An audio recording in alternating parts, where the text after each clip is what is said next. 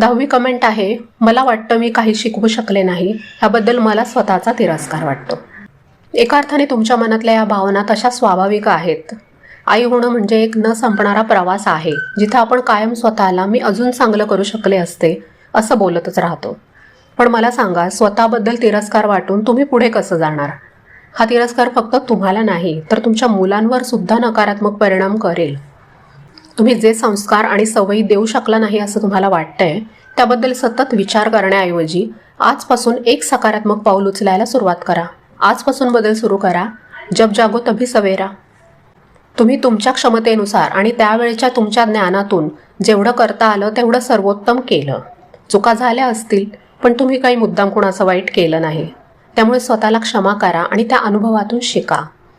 तुम्हाला कोणत्या चांगल्या सवयी मुलांमध्ये दिसायला पाहिजेत त्याची एक छोटीशी लिस्ट बनवा आणि त्या सवयी आधी स्वतःला लावा. कारण मुलांना उपदेशापेक्षा उदाहरणाचा प्रभाव जास्त पडतो.